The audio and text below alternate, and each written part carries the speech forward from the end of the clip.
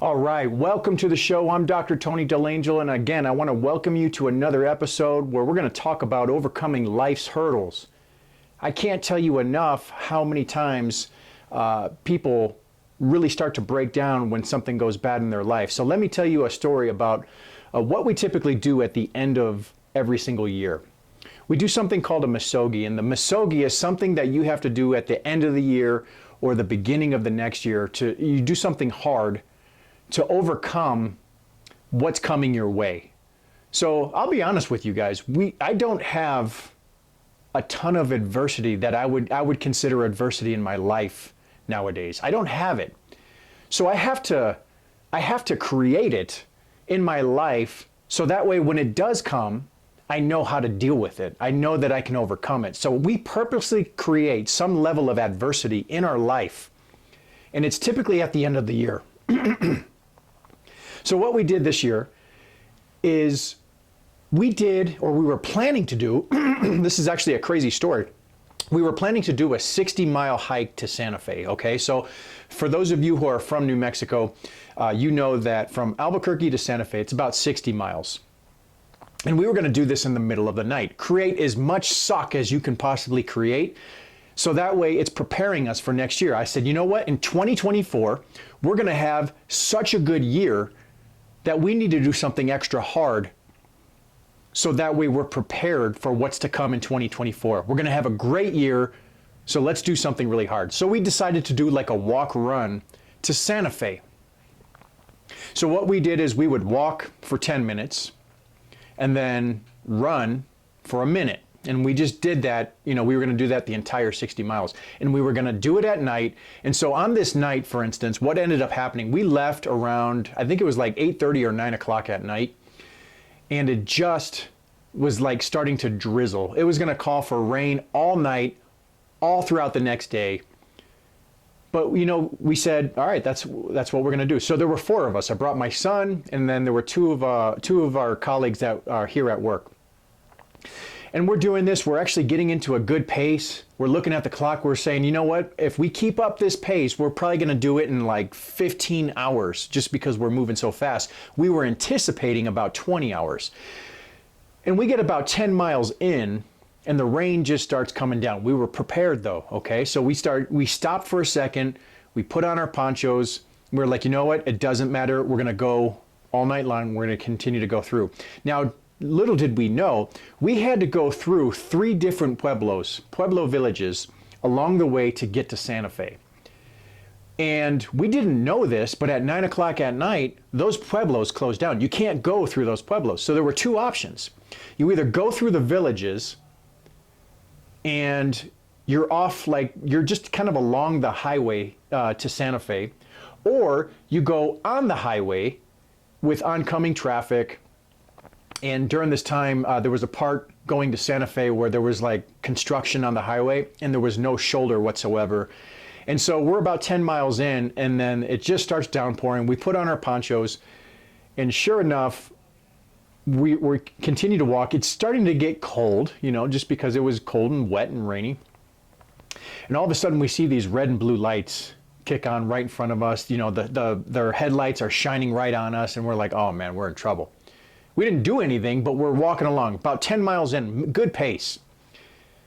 So it turns out to be the police. And so they pull us over and we walk up to the vehicle and they were like, what are you guys doing? And I said, well, we're walking to Santa Fe.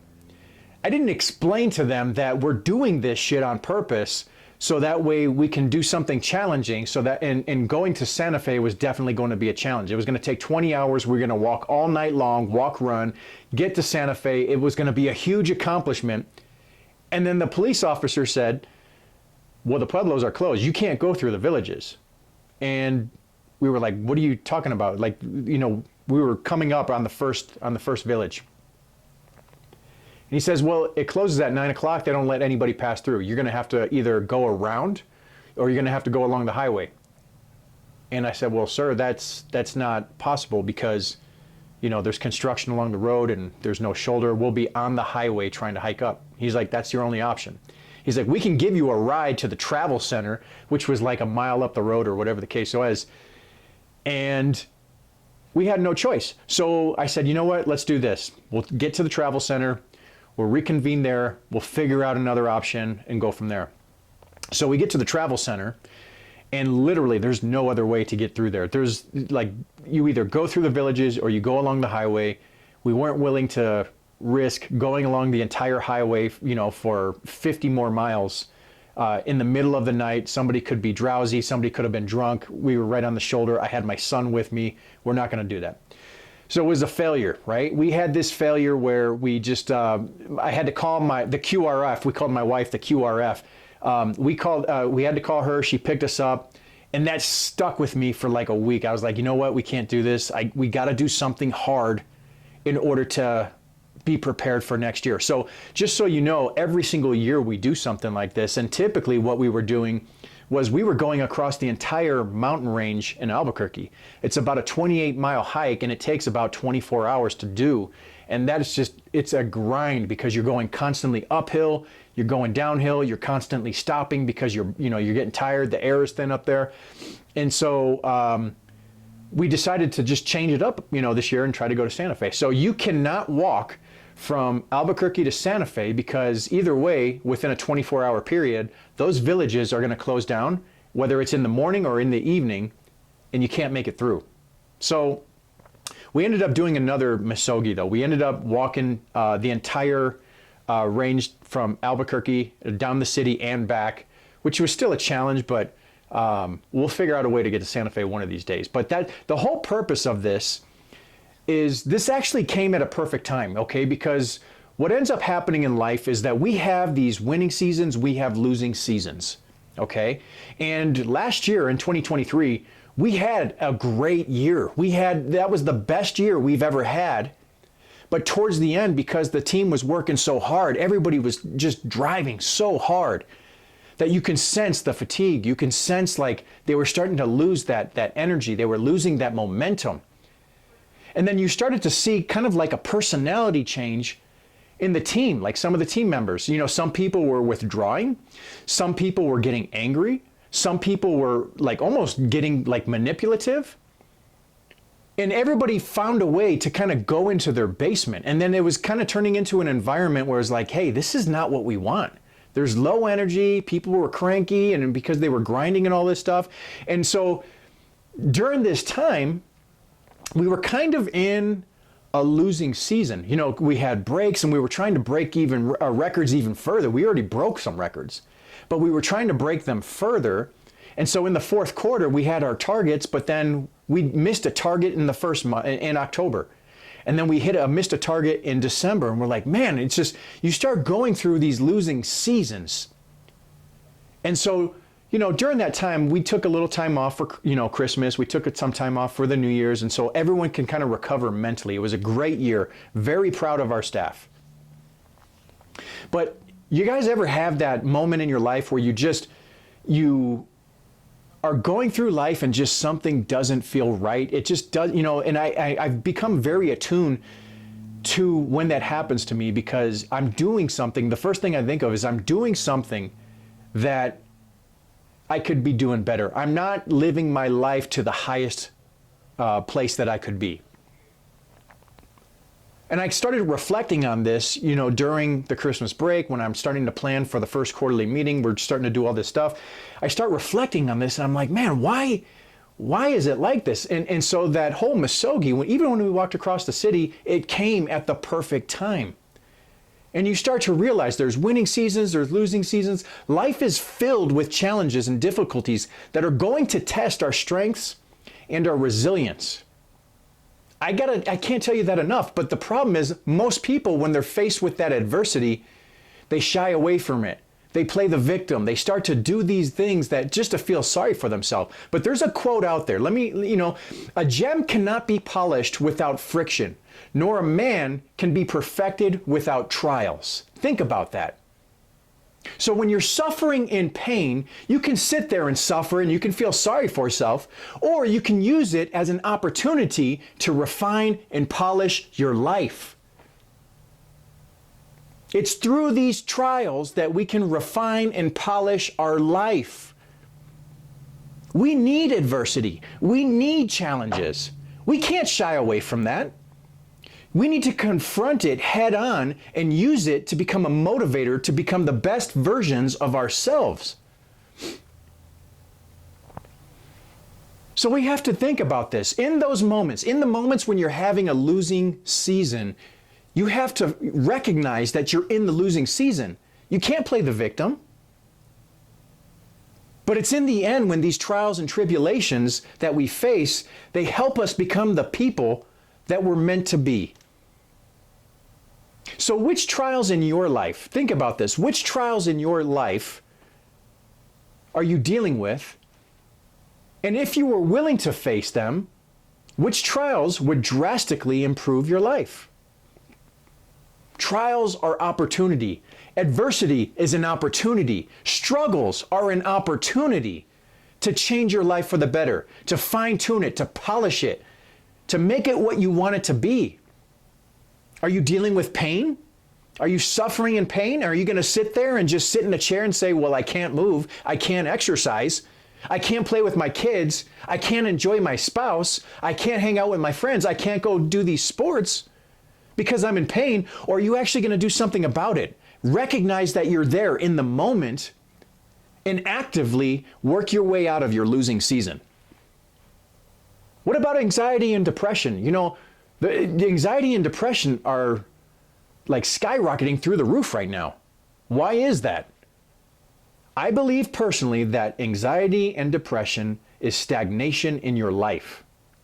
If you're going to sit there and do nothing and say, oh, I'm depressed and I have anxiety, you're not moving. There's no motion in your life. Get moving. Get moving. And you can change that. Actively participate in pulling yourself out of that losing season. What about being overweight and obese? It's the same thing. Are you going to sit there and just say, well, you know, it's too hard. Maybe I'll get surgery. Maybe I can take these pills, whatever the case is, or are you actually going to do something about it? Think about that.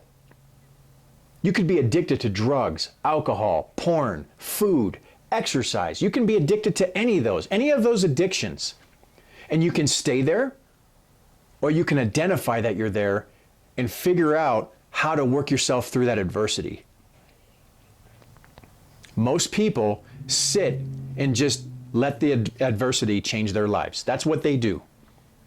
It's the same thing if you're in debt. It's the same thing if you have self-doubt. If you say to yourself anything negatively, you have to understand you're living in your own misery. You can choose to get out of it. You can say to yourself, you know what? Here, I'm feeling sorry for myself. I'm doubting myself. So then you have to actively change. But let me ask you guys this. Why have you been delaying facing your adversities? How does it make you feel when you think of attaching them to something? Why do most people push off their adversities? Oh, I got this debt. I don't know what I'm going to do. Or, oh, I'm going through this pain. I'll just take these pills. That's not dealing with a problem. That's sweeping it under the rug. I have this pain. I'm just going to drink this alcohol, take these drugs. That's sweeping your problems under the rug. That's not actively trying to pull yourself out of a losing season. You have to understand the difference. So I urge you, folks, to take a look at your life. If you're in a losing season right now, what are you doing to pull yourself out of it? Is it the fear that's holding you back? Is it afraid of maybe sacrificing something that you have to give up in order to get a piece of your life back? What does that mean? Maybe you're in pain. Maybe you got to go into a provider and you have to pay a certain amount of money to get out of that pain. That, you know, most people think about that money as, oh, I'm not willing to sacrifice that money to get my life back. It's too much. Well, how much is it worth when you can't function in your life? So you're willing to give up the functionality of your life because you couldn't afford it. And it doesn't get easier. You leave that problem there, down the road, it just continues to break down even more. And before you know it, now you're in a wheelchair. You can't walk. You have no life. You're addicted to drugs. You're addicted to alcohol. You're addicted to those things that sweep your problems underneath the rug. Can you identify when that happens in your life? Or are you not willing to admit that it could just be you're lazy? Or there's no purpose in your life and you're just there to exist. These are the mentalities that we see when people come into the office. These are the mentalities that we see just in everyday life. It's like whenever people know what your title is, they start to bring up their issues. And it's funny because you don't even have to say anything. You'll bring up your issues, and then before you know it, you're also bringing up the excuses of why you're not willing to sacrifice anything to get out of it. Oh yeah, I've got these pain, but I take these pills and, I can get through the day. Oh yeah, I've been dealing with this pain. It's chronic, it's awful, but I just sit in my chair and I'm good. We're afraid to take that step forward. We're lazy to take that step forward. We're afraid to sacrifice something in our life and get out of our comfort zones to take that step forward. Or we have no purpose and we just seem to exist. So how would your life improve? Okay, let's walk you through this here, okay? How would your life improve if, let's just say you're in pain? Would you make more money because you can actually work? I can't tell you how many times people come into our office and they say, well, you know what, I can't work. We say, okay, if this doesn't get fixed, what happens? What does life look like for you? And some people, they'll tear up and they say, I don't even want to think about it. And that's when you know that you can help that person because they're close to their rock bottom. And then other people, they say, you know what, I won't be able to make money. I can't work. I have to hire out to do, certain parts of my job. Or, if you are in pain, how would your life improve if you were able to exercise and now all of a sudden you can lose weight because you can exercise again? What about adding joy to your life because maybe you can play with your kids or your grandkids? And if that's a joy in your life and you can't do that anymore, why are you willing to let that go? What about if you establish a sense of purpose again in your life because you feel alive again? Think about that. You're in no pain. All of a sudden you have energy. Your mindset is different. Your mentality, you are living this positive lifestyle now. You live with purpose because you're not suffering anymore. What if your relationships got better because you're not in a bad mood anymore? Every single person that comes into our office, they are not the person that they want to be because they're suffering with pain. And when you're suffering with pain, you're not exactly always in the best mood. What if you didn't have depression anymore because you can actually take action in your life again?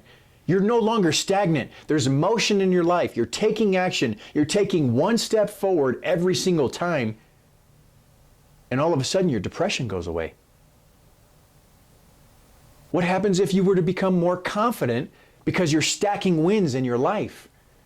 What would it look like if you weren't in pain and you weren't holding back on anything in your life? You weren't holding back with your exercise. You weren't holding back with your work habits. You were taking risks because all of a sudden your mentality is different.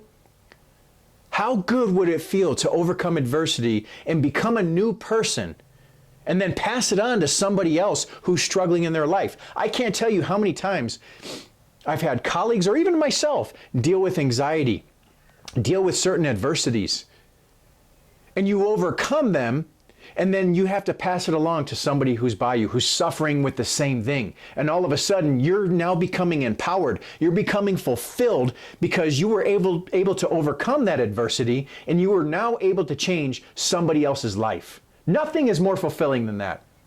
They say that the worst level of intelligence in somebody is somebody who's just self-seeking. They only look out for themselves. They're looking for instantaneous pleasure for themselves. That's the lowest level of intelligence.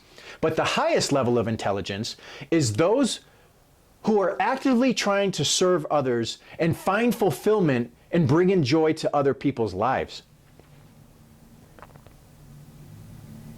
I'm telling you, life can be so much better if you learn how to overcome this adversity by taking it All the trials, all the tribulations, all the struggles, all the anxieties, all the hurdles in your life, you take all of them and you polish and fine tune your life. You deal with it. Walk towards the fire, you deal with it, and you learn how to overcome it. And when you do, you start stacking win after win, and before you know it, you're unstoppable. So how do you begin attacking these trials? That's where we have to look. Number one, you have to admit that you're in a losing season. Admit you're not where you want to be. Admit you're not who you want to be. And then you have to drop your pride and your ego to get out of it. You have to actively participate in pulling yourself out of that losing season. If you can recognize that you're in a rut, the next thing you have to do is actively participate in pulling yourself out. And sometimes it may feel weird. I don't care. You know, I had a friend who's a physical therapist, and he was dealing with some knee pain. And I was trying to give him some advice, and he was like, oh, no, yeah. You know, it just kind of like, it was one of the pride and ego things, right? I'm a physical therapist. I'm sitting here telling him how to deal with the knee, you know, that he hasn't done yet. And you could tell that he just wasn't willing to listen. Folks, I don't care if you're the damn ice cream man. If I got a problem and you have a solution that I haven't tried, I'm going to drop my pride and ego, listen to it, and at least try it if that's what's going to actively pull me out of my situation, out of my losing season. So you have to identify you're in a losing season. You have to be willing to pull yourself out of it, and you have to find what are you actually willing to sacrifice to get out of that losing season. You can look at, let's just say that you're in pain again. You can look at being in pain and you not being able to afford something to get out of that pain, or you can be in pain and use that money as that's literally the bridge to get that piece of your life back. And then the fears start to come in your head. Well, what if it doesn't work? The only time it's not going to work is when you do nothing. You have to understand that. So identify you're in a losing season. Admit that you're there. And then you got to have the discipline, the structure, and the order to maintain what you need to do to be successful in that losing season. If you have been consistently exercising, if you have been consistently rehabbing yourself, if you have been consistently listening to podcasts or reading books or whatever the case is, discipline in your day, waking up at certain times, doing all those things, you maintain the course, hold the line. Because if you're in a losing season, right around the corner is the winning season. We don't win every single day of our lives. But when we lose, we need to know that we're in that losing season, maintain the discipline, the structure, and the order in that losing season, and know that there's a winning season right around the corner. And when that happens, so with the staff, for the example that I gave, everybody had the low energy. It was just, something just didn't feel fulfilling. And throughout the entire year, we made a ton of money. We were so successful. Patients were getting better faster than any other part in our career. But I didn't see the growth and fulfillment in the team. And that's what killed me. That's what stuck with me. So now this first year, this has been in 1 month, folks. In 1 month, our team, I've seen more movement in our team, more personal development in our team than I did the entire last year. We're in a winning season right now. And when you're in a winning season, you don't just say you're in a winning season, you celebrate, you embrace it, you enjoy it, because right around the corner, there could be a losing season and you have to prepare for those losing seasons. So even if you're in a winning season right now, what are you doing now to prepare for the storm that will inevitably come your way?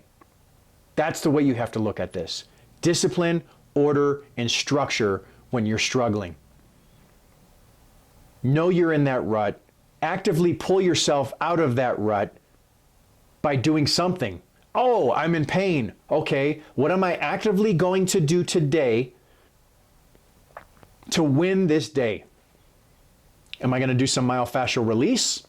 Am I going to do some mobility stuff? Am I going to go exercise and do some strength training stuff?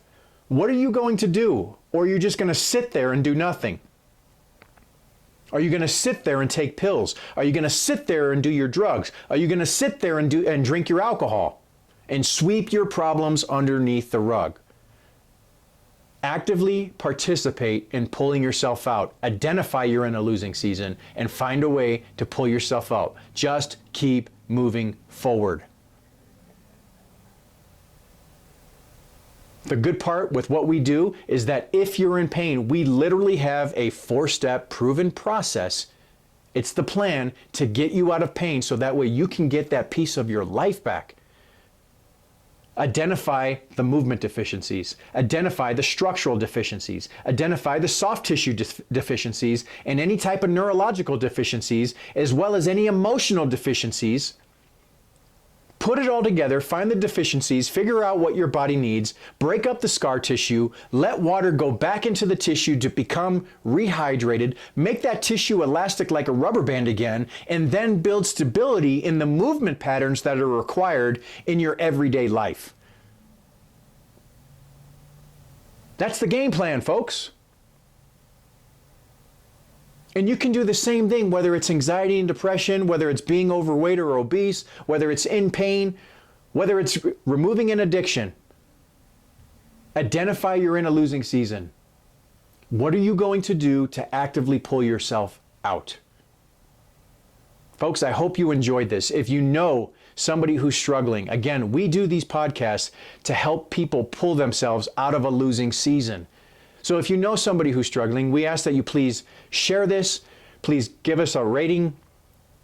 Without you guys, this podcast doesn't exist. So if you're getting something from this, I ask that you please share this with your loved ones, share this with your friends, share this with your colleagues, and know that you're doing something not only for yourself, but you're paying it forward and you're helping others come out of their losing season. We hope you enjoyed this. We'll see you next time, folks.